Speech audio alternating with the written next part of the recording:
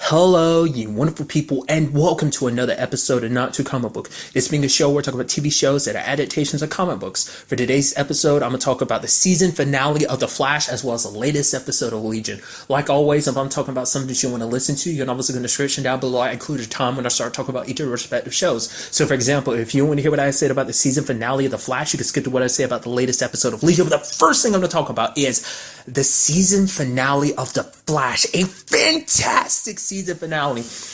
I was wondering about the whole Cecile situation. It didn't come up the way I thought it was going to. I was worried like, oh, she gets around Clifford and that's what. It's like, no, she's used to transfer Barry's consciousness into Clifford's. And it makes sense because amongst anyone, because he is a speedster, his brain operates on a different level. It moves faster than a normal person. So his is the only brain that would be able to keep up with probably all the information, just the way, like, the way Clifford's brain would operate. I'm curious what would happen if any other person attempted it. Would it just like rip their brain or their consciousness apart? But nevertheless, it puts Barry in there. And I like the whole aspect of like the Thinker is kind of running around controlling it. All the whole point was for Barry to go in there and try to find the good parts of Clifford to kind of, use him to kind of take back control. But sadly, by the time Barry gets there, the good parts of Clifford have been completely killed. I guess it's not too surprising. Maybe if they were able to get to this sooner, it would have been a situation of like, hey, like, they might have been able to do something. But right now, it seems like that's not the case.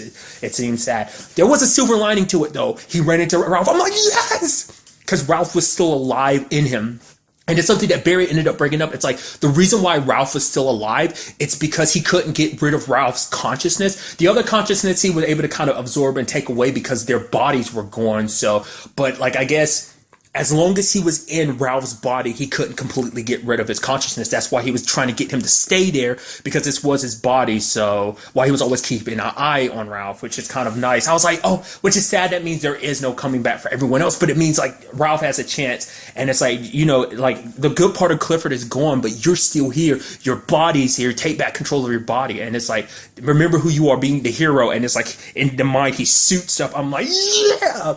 And so it turns to almost like this Matrix moment where Neo's fighting all those Agent Smiths. You have like Ralph and Barry taking them on. And I love the whole aspect of like, well, like just don't think about it. You have Ralph thinking about shrimp while you have Barry thinking about Iris. And I guess because it seemed like he couldn't use any of his other abilities, because I guess in that world, like in that, because he could, I guess only certain abilities were kind of in tuned in that situation, because like, oh, he's reading our minds. Maybe it's probably more so like, oh, he could predict what you were most likely going to do because of his power. So it seemed like most likely only his abilities as the Thinker applied there, because he didn't use any other abilities. I guess it's just because those powers don't really translate over. I guess it's more like because of Barry and, it is Ralph's body, so his powers still kind of work because this is his consciousness and it's his body, so his powers still work. Barry's powers are a reflection of how his consciousness works in this whole situation of him moving fast, so his abilities kind of stayed intact too. So I thought that was kind of pretty neat, seeing them kind of work together. Even Barry like swinging Ralph like all around, which is kind of interesting. I made a comparison to the Matrix because it's kind of similar to when Neo's like swinging the pole around and knocking out all those Agent Smiths. And even Ralph was like, oh man, that's so cool. It is sad in the end. I mean, it would have been interesting to see what would have happened, like if they were able to get DeVoe back. I mean, like, because this is all based on his original thought. Maybe good DeVoe would have been able to bring things back, but sadly, that wasn't the case. Barry was able to run through and bring Ralph back, so Ralph ended up taking back control of his body. And it's ultimately what Marlise ends up saying is like, you got defeated because you thought emotions were pathetic. Like their emotions kept this team strong. It's their bonds that allowed them to defeat you. You thought like emotions were so stupid, but it's like, look, these are the very things that beat you. You thought you could see every move. You've made miscalculations, which he says like Marlise is the only miscalculation you made, which Iris is like, you've made many. Constantly underestimating Team Flash was number one. And I love that being kind of, Ralph did that, and then it's like, oh man, but he sets off one final trap, and basically it's like a dead man switch, and the satellite explodes. It's in particular, Star Labs satellite, which means I don't know what they're going to do about that. I mean, isn't that going to completely screw up their systems? Because they had the satellite that helped probably survey the city a lot. Maybe just their computer systems will be enough. I mean, I wonder is there going to be any replacing that satellite or not? I mean, I assume, but it's probably most likely going to be a thing like, no, don't worry about that. It's going to happen off screen. Potentially, I don't know. But I did like that. It's like everyone working together. Ralph, Cisco and Barry all working together to kind of stop a lot of that stuff. And it's like Barry like builds up speed, breaking windows, and then dashing up and trying to punch. I was like, what? And even Marlise is like, don't do Barry. What's going to happen to him upon that impact? Because I guess it's like because all the force that Barry's bringing and impacting with this would kind of fall back on him. And it's like everything froze. I was like, oh, what's happening? And then things start rewinding. I was like, what's that? And then he has someone else. I'm like, yes, that's so sick. And I like that damaged look. Even half of his mask was kind of broken out. I kind of already got spoiled on that because on the DC, the thumbnail for like. The DC YouTube channel like has a thumbnail of his mask kind of messed up, so I kind of got spoiled on it. I was like, but I was looking at the thumbnail, I was like, that's a good look, like that like damaged weathered look on his suit, and it's kind of all over because the explosion. So luckily for that other speedster stepping in, he was able to kind of do this. We had the whole situation with Harry kind of using the last of his intelligence, like, you know, completely before he completely fried his brain, trying to help find DeVoe in any shape or form inside of his consciousness. So I also love that this was all happening while Cecile was trying her hardest not to give birth, because apparently, like, if she gave birth, the ability was gone, which once again begs the question that hasn't come up. Isn't her child, like, that power is connected to her pregnancy and stuff like that? So her, Jenna, she has that ability now, doesn't she? I mean, isn't that going to be something? Well, I guess it's mind reading ability, so it might not come into real play until she's old enough to really understand it. But that's going to be troublesome.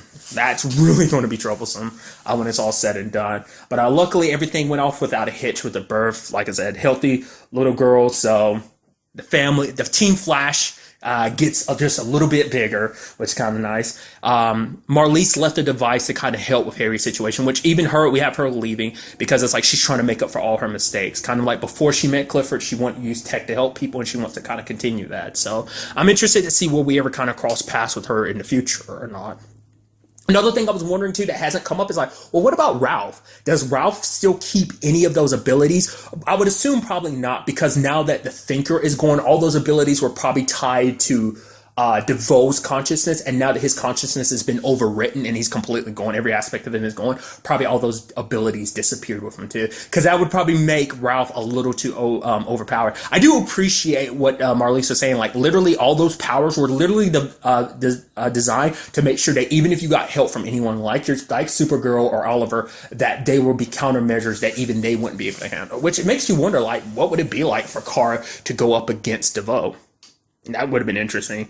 Probably would have been pretty hard with every ability he had at his disposal. It would have been pretty hard to deal with. So, but we do heal Harry, but Harry will never be the intelligent person. I mean, to be fair, he can get his intelligence back. It's just that when it's all said and done, like, he could probably get that smart again, but he'd have to go about relearning everything. But he's back at kind of an average level, which everyone's kind of bummed about. It's like, no, we'll find a way. But he's like, no, Cisco, you finally gave me balance. Because for him, before with this whole intelligence thing, that's all he cared about. That's all he focused on. But now he's like, you found me a balance between my heart and my mind. And now he's like, I can, be kind of a better person for it, because his intelligence was always kind of like one of his narcissistic traits. It kind of always got in his way. And now he's just kind of a normal dude, and he realizes what's important. So he's going to go back and be a different person. So it's definitely going to be interesting. I'd love to see like his relationship with Jesse going forward now that he's not the whole intellect thing. So maybe that, might shift. I mean, it shifts losing his intellect shifted his perspective a lot. He became a lot more empathetic, Like I said, it's just kind of interesting because it's kind of like it's kind of the opposite of DeVoe, because DeVoe was getting smarter and smarter. It turned him more and more into an asshole. But because even though he kind of had his asshole moments, Harry still had heart. Even though, his intelligence will kind of get in the way, wouldn't let him kind of follow his heart a lot of times, he still had that humanity in play that kind of separated him from DeVoe, and it seems like he's found that equilibrium now. But like I said, he could potentially get that smart again. The choice is, will he bother doing that? Because it doesn't matter as much. I mean, maybe eventually at one point it will bother him not being as smart anymore. I'm also curious to see what that means going forward for all the other Wells. I mean, there are plenty of other Wells that kind of fall in their own categories too, but I guess they taught the lesson they needed to this Harry, so maybe, I don't know, maybe he'll talk to the other Harrys in the future, other Wells from different Earths. I I even love him walking away, and he's like, no, he's like, you guys are heck of right that the fact is that each and every one of you is family, and so he's walking away, and he's like, comes back and yeah, all right, we should probably hug, just like a big hug. So I don't know if we're going to see Harry anymore. Like, I mean, at least this particular Harry, because he's probably going to go back to Earth 2 Stater for a while. I don't know. I'm curious to see, because obviously there's always kind of a Harry situation. I wasn't trying to even make a pun, each season. So I don't know if he's going to return. Will we see them just from time to time talking to a different Harry? Because that's always been a part of their team. But it's like, hey, you know, it's like, we're not going to replace this Harry. This Harry's just much part of our family. So I'm curious to see what they do going forward with this. Like, I mean, just it'd feel weird if they didn't have Tom Cavanaugh back. You know, it's just kind of like it's such a big part of the cast and crew. So it's kind of like it'd be weird not having some Harry in some shape or form. So I don't know. I'm curious to see what the future holds in that regard. So, but there was a little tidbit of information when like you had Cecile kind of grab onto Caitlin, that she said something. I kind of missed it, but it almost sounded like she was talking about his father. It's like, your father knows exactly what happened because he was like that from the beginning. So, and it was like, what was that about? It's like, I don't know. I love that it's just a little thing, but that kind of it seems like it's implying like where it came from is Caitlyn's dad. Whatever it is with our whole Frost situation, Killer Frost situation, obviously it seems like it might be a metahuman thing, but it seems like it is a genetic metahuman thing, which is something I've talked about. That does not really popped up too much in the show, like the whole genetic situation. It's kind of popping up now with the whole Jenna situation, which is something I've constantly brought up. I don't know if that whole speedster thing is genetic or not, or is it just because the whole thing about the Speed Force being conscious and it kind of chooses people. So it's like, is it like, is his children and his grandchildren? Because obviously Impulse, you know, Bart Allen is a speedster as well. So it's like, is it just because it runs in this family that the Allens are speedsters, or is it just kind of like, no, he has a higher potential, but because who he is as a person, what matters most, and that led to, once again, there's still the whole aspect of, well, don't forget villains end up being speedster too, but that's a whole other thing in itself. So it makes you wonder. I'm still curious about that. So this might be one of our biggest looks at that, aside from like Black Lightning, because we could see that human gene kind of goes down in the line too. Like it's unprecedented, you know, but it happens. So that was kind of an interesting touch. I do also appreciate Wally popping back in. He's like, of course I'm not going to miss my little sister's birth. But the fact of the matter is, it's like, for him, it's like he always felt inferior because it's like always felt like living in Barry's shadow, but being with the Legends kind of made him see things differently. So I can only assume that he'll probably pop in and out of each show. I'm only like, also depends on like, it's kind of interesting because like, let's not forget like, Sarah popped up in Arrow's finale. So it was almost kind of interesting because they both pop up like right there at the end of each of the finales. So it's just kind of interesting like that. But I'd assume like he'd stick with the Legends for a while because that's his place for now. So I like he's talking about fighting a time demon kind of puts things in perspective. And Joe didn't even bat an eye, just kind of like, yeah, good job. It's like, oh yeah, I love that didn't catch anymore. But nevertheless, I thought that's kind of a really nice touch. But yeah. It's like, oh, everything's all good. And then lo and behold, who shows up? The girl. We find out her name is Nora, which I'll kind of get to in a second. And I love the fact that she's kind of like, yeah, like, where'd you get that jacket? Hey, aren't you that girl? It's like, yeah, you're that girl. You're at the wedding. Yeah. It's like, hey, it's you. And then it's like, oh, where'd you get that from? It's like Iris, which is like, okay. So even more so why she looks the way she does. Maybe on some level, something stayed inside of Iris after all that time. I even love that conversation of Iris being like, oh, maybe we had to be that way. And Barry's like, what, kid? What, you mean like right now? She's like, Barry, calm the hell down. He's like, no, I mean, it's just, she's like, okay, let me go help, like, get a drink for you or something. He's like, yeah. I love that he got so nervous about it. But nevertheless, it's like, yeah, I'm your daughter, Nora. And she's like, I think I messed things up, which... multiple things I can break down about that. For one, if you're curious, that's the thing I ended up finding out about the mystery girl, that she is their daughter. Interestingly enough, though, in the comic books, her name apparently is Dawn. Once again, I like I said, it was something I tried to avoid. I didn't look too much into, so I don't know anything about Dawn.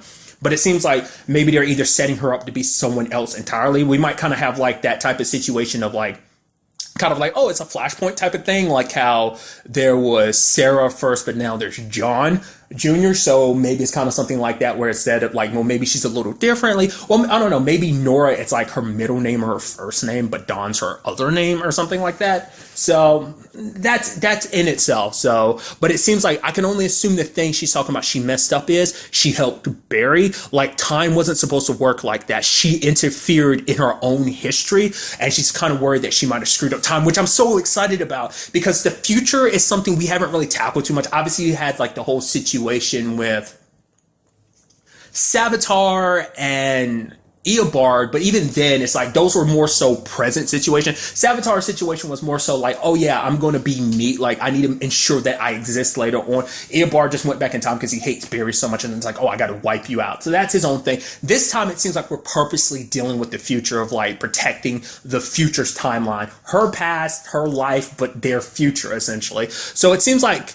I mean, I don't know what her whole situation was. Maybe she was just trying to make certain things because she's probably not supposed to be screwing around time like that because it's dangerous for speedsters. Especially, these are people that are important to her life because they're part of Team Flash and everything. It does seem like she went out of her way to avoid Iris because the only person she talked to was Barry, which I guess him being a speedster made it a little less of a problem at the wedding or whatever. But I guess everyone else is kind of like, oh man, these are people that are important. These are kind of family members, which could have begged the question, like the fact that you're getting close to them must mean that they might not be there in the future potentially. So once again, I am curious to know, is she the one that Jay is training? Does Jay, like, did she go to Earth 3 and Jay doesn't know, like, oh, actually, I'm not from this Earth? Maybe maybe he knows that, but maybe she didn't tell him, like, yeah, I've been kind of messing with time, which he literally had to teach that lesson to Barry in season 3, which is like, apparently it doesn't stick because Dawn's off messing around time. Like I said, I don't know whether it's just like, oh, she's touring around time, kind of looking at her own history, or what.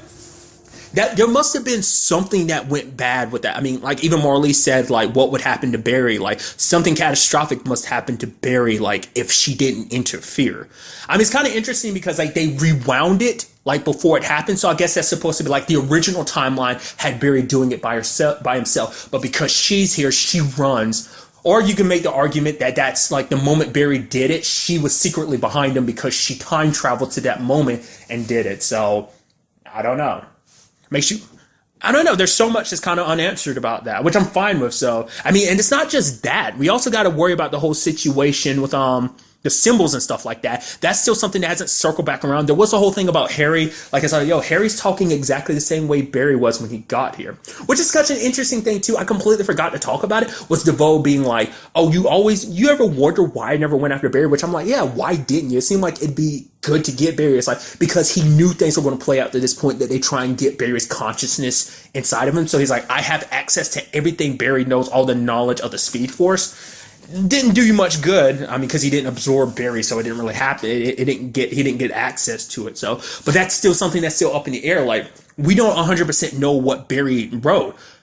Nora does though, because she writes and understands the Speed Force stuff. Like obviously, like which is interesting. Like, is it that something Barry subconsciously knows what it all means, and just like because of him kind of restoring his memory, kind of like all the Speed Force stuff is kind of jumbled, so it's somewhere in the back of his consciousness, so he can read it, he just doesn't remember. Maybe Nora could be the one to translate things for him. I'm not sure. So I'm very interested to see like what extent that she's kind of potentially messed up time. It's kind of interesting too. Kind of another thing I want to point out. Season 3's finale with the whole Speed Force storm did set up something else too. It's something I've talked about before. There was something I was reading about, like just kind of different speedsters and stuff like that. I referenced this in a video a little while back. But basically, it seems like in the comic books, there's a speedster tied to the Speed Force storm. So we haven't dealt with him, but there might be a speedster coming up sooner or later that's tied to Season 3's finale. Might potentially be Season 5's main antagonist. I don't know. Which is interesting because it's also another situation I'm curious about too, because it's something I keep throwing out there. It's like, what about Bart Allen? Will he pop up in the show at any point in time? Since we are potentially dealing with the future yet again. But like I said, this is a more like direct link of like, yeah, things in the future might be screwed up because of what I did, kind of going back into the past, screwing with things. So it's never worked. It's never been to that degree. I mean, obviously on the villain side of things, but obviously Barry's always been present day messing with the past. Yeah, but never like, oh, someone from the future messing with obviously, like I said, with obvious exceptions of Eobard and Savitar, like I said, villain situations. So like I said, a fantastic season finale. I'm not sure if this is getting renewed for a fifth season. I assume it is. I'm really hoping so, because I'd love to see what this all turns into, because it's just kind of like, wait, what? My daughter? What? And it's got to freak Barry out to a certain extent too, because it's kind of like, oh yeah, because now we know we have a kid, but it's like, so when do we start? It's like, well, we find out she's this age, so at some point in time soon we must get started at, it must be something like that. I mean, to be fair, I mean, like, we don't know how old she is, but I assume she's like a late teenage or early young adult, probably in her 20s or something like that. So, but once again, it's just kind of interesting that aesthetically she looks like them. So that, like Iris when she was a speedster, obviously, like the purple lightning and everything. Because I'm even trying to think about Bart, because doesn't Bart have like red lightning like Barry? So like that's why I'm wondering, like, is there some semblance of Barry's power still in Iris, and when she got pregnant it kind of transferred like that, or what? Like I said, I don't know, because you'd expect her to have like red like Barry, but once again, I don't know that much about his kids. Like I said, it might have something to do with the difference between her being Dawn in the comic books and her being Nora in this in this continuity. So, like I said, maybe it has something to do with him creating Flashpoint. I don't know. Like I said, so much has still been left unanswered, and I'm super okay with that. Like I brought this up last episode, that it seems like a lot of this is going to be trailing over into a potential season 5. So I'd love to see what they do about it. I'd be so excited to see what season 5 had in store for us.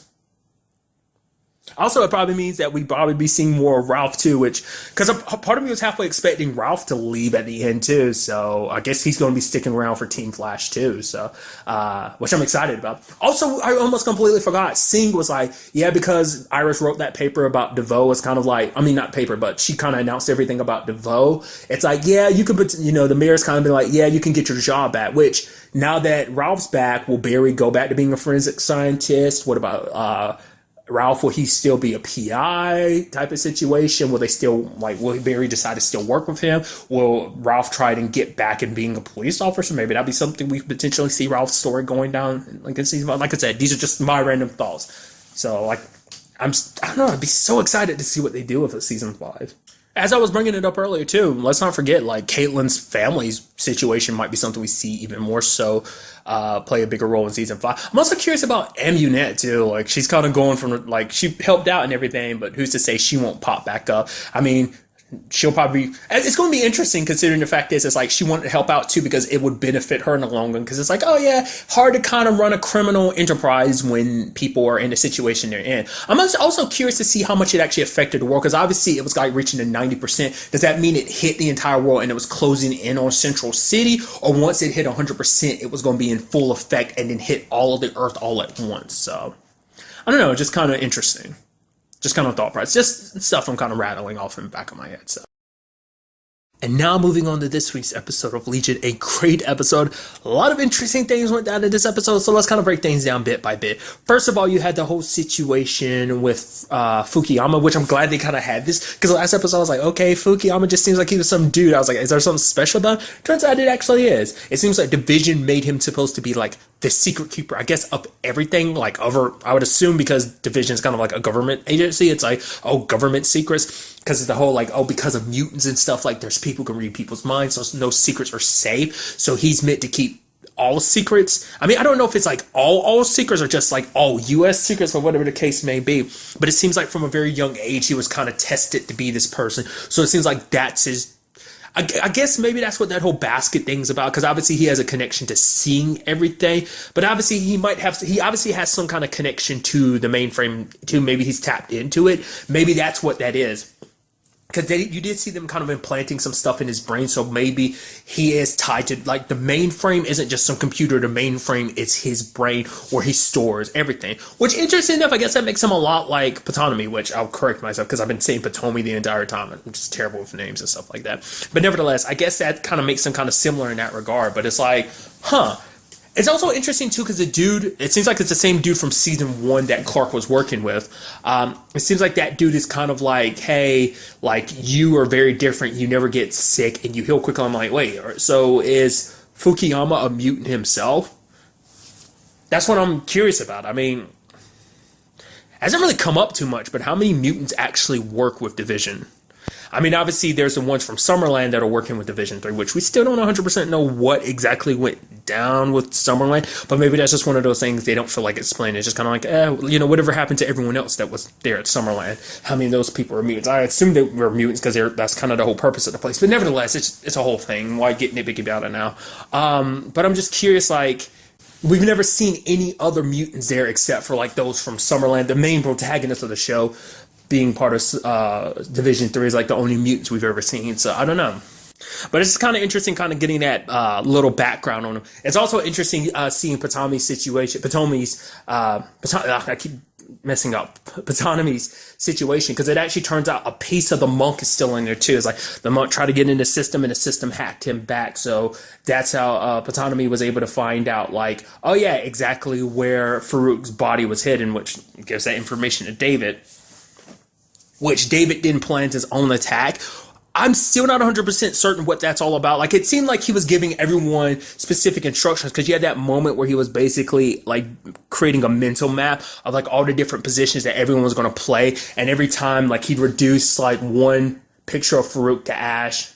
And then there's another one he just ate. So it's just kind of like, I wasn't sure whether or not any of that was real, because obviously it's like, okay, so who do I go to for help? And he was looking to all those people and he was kind of sighing. So I'm guessing it's like he really did give them real instructions, because he just said, ready, set, on your mark, get set, go, and then kind of things kind of kick off. So I'm guessing he really did give them instructions. Part of me was wondering, like, was that supposed to be a lie, so that Farouk, because he was like worried about Farouk, anyone that learns what he's up to and stuff like that, Farouk would know and put, Farouk a step ahead of him, because he'd be able to read everybody's mind. Apparently, except for Fukuyama, because I mean, to be fair, that kind of goes back to the whole point of like, well, that's supposed to exist so that Fukuyama's mind couldn't be read. So, but kind of along those same lines with the whole Lenny / Amy situation, I think this is his first time visiting her subsequently since that episode they were in the room together where he found out the truth, is that he, interestingly enough, was kind of like, oh yeah, like, he's like, I care about you. I've always cared about you. Like, who is he saying that to? Is he saying that to Lenny, or is he saying that to Amy? Because he's even asking if there's even any part of Amy still in there, because obviously, like, the little, like, chewing on her hair thing was kind of something Amy would do. So it's like there is some semblance of Amy there, but it seems like it's more Lenny than Amy. So I'm wondering which way is he meaning it? Is he meaning it both ways? Is he just meaning it? Like, that's part of me wondering, is like, is that you just manipulating her, making her think you care about her? Because I mean, it's like, if you really cared about Lenny, you would have helped out with that whole situation when she asked you originally for Farouk, but with the help with Farouk. But I guess in your mind it was like, well, you're supposed to be helping out Farouk anyway, so maybe you thought by helping Farouk out, you were inadvertently helping her too. Maybe that's his thought process, why he never really acted. I guess if he felt like if he actually helped her out, it kind of go against like him trying to any goodwill between them, because they were supposed to be working together, supposed to help him find his body and everything. So I guess that would kind of like dampen their relationship, their partnership. So I guess it's like, that's why he didn't do it. I mean, I don't know. Or maybe it's just because he naturally held a grudge against Lenny, because he realizes that she was kind of at fault for a lot of stuff that went down in season 1. Even though she was kind of Farouk's puppet, she still kind of went along with it. So maybe that's a side element to it. I don't know. David's kind of hard to figure out exactly what he's thinking. It's kind of interesting. The guy, I guess it also makes sense, the guy that can read other people's minds is kind of the most closed off, interesting level, which kind of comes up in the episode, which I'll kind of get to that. It's a whole conversation between Clark and Sydney, because it seems like Sydney looks at the relationship. She's like, yeah, it was kind of great when they first met, because it kind of like, it's really hard to explain, like how I kind of like didn't 100% get what she was trying to say, but basically she's saying their relationship has changed, and even if they want to, they can't go back to who they were like when it came to the relationship, versus like their relationship to where it was in Clockworks compared to where it was in Summerland to where it is now, because he's keeping so many secrets. And the fact of the matter is, like, you wouldn't think that David lies, would you? It's like, no, have you ever seen him really tell a lie? And it's like, no, but it's like he's keeping so much secret, because even stuff from her, like, he's not telling her everything. I mean, he eventually told her a good chunk of it, but still not everything. So, and she, interestingly enough, kind of thinks like, David tries to do the right thing. Like, she's like wondering, like, well, does he really know the difference between what's right and what's wrong, and that does he even know what's real and what isn't? And just like, Sid's main reason for going after him is because it's like, we have to fight for love. You have to save love if we want to save the world, which is like her being like, I don't know if David's out there to do that. I guess it's because of the whole, like, because he's trying to kill Farouk situation and being told about the future. Because it's like, oh, because he's so focused on wanting revenge for what Farouk did to Amy, that he's not even worried about the other thing. Because obviously that's where him and future Sid kind of butt heads on about the whole situation of, like, should they help out Farouk for what's about to come? And we as the audience know that that thing that's about to come and basically destroy the world is David himself. So it's kind of funny because obviously future Sid doesn't tell David everything, just like current present day Sid is kind of like David doesn't tell her everything. It's just kind of interesting how that kind of works out like that. But it's just, I'm wondering, was she implying that because it's like he's not out to save the world or save love, in a sense of what his main concern is revenge and killing Farouk out of that need for revenge, not caring about what the future potentially holds, that Farouk could be the key to saving it. Maybe I'm sure that's kind of what she was meaning, but I feel like there could be other ways of interpreting that, more so like, you know, like I said, he isn't concerned about saving the world. He's just so concerned about his own revenge. So I don't know. It's interesting because Clark kept kind of prodding her to try to get direct information from her, but it's also interesting too because Sid kind of brought up something I thought was fascinating. Was basically like her mom never really got married. She kind of moved from person to person, boyfriend to boyfriend, relationship to relationship, but never really got close in a sense of like no one touched her. And she's kind of like, oh, it's kind of funny, like mother and daughter, neither could be touched by anyone. She's like, the cosmos kind of has like some funny sense of humor, making Sid made her power kind of like that. So it's just kind of interesting that it works like that. I mean, because in that time we saw like Sid's mom, it's not like we ever saw her really get touchy with anybody, which is kind of interesting. It was never something that really came up. I mean, I guess that same argument could be made between her and, I mean, obviously it kind of happens with Sid nonetheless, but maybe that's what kind of, I don't know, maybe that kind of same thing of applied to her mom too. Maybe that's why her mom would always put her down too, not just because of Sid crying and what it made, just also because it just wasn't comfortable for her to. I don't know. It's just kind of something interesting I was just thinking about. But nevertheless, we do see that Lenny gets away, but beyond that, we don't know what exactly happened. I do love the fact is that Sid kind of parachutes in and then beats hits and kicks David because it's like, stop being stupid. I know whatever problem you have with future Sid, that's her like kind of distinguishing, because even she was like, oh, did we have a fight? And it's like, are you holding that against me? He's like, no, that isn't like, well, do you have a, you know, because it's like he's having a fight, a disagreement with future Sid, but that's this Sid in the future, but at the same time, they're two different people and it's that complicated situation. But then she's like, I am here for you. I'm by your side. I'm not that Sid from some possible potential future. I'm right here. I have your back, you know? Because I guess in her mind, because the fact is David just left without saying anything again, made her feel like, you know, it's like you're leaving me behind. Like we're supposed to always, you know, be together, you know? It's like you left before without saying anything. I'm not taking any chances. We're in this together. I do appreciate the fact that she parachuted from like a plane to track him down. I thought that's kind of pretty neat. I'm just surprised Clark himself didn't just go immediately after her. Maybe it's just because she kind of kept it like secret exactly what he was up to. Clark did bring up some good points of like, yeah, well, your fact is your boyfriend is kind of like one of the most powerful mutants. So it's like, you know, potentially if something goes wrong or you hurt his feelings, he could end up destroying the world type of thing. So, which I'm wondering, is any of that what he said the reason? Like, I mean, even Clark asked, it's like, are you going after him because of what I said? It's like, well, she said it was for love, but it's like, I wonder what did anything Clark say kind of get inside her head about that whole situation too.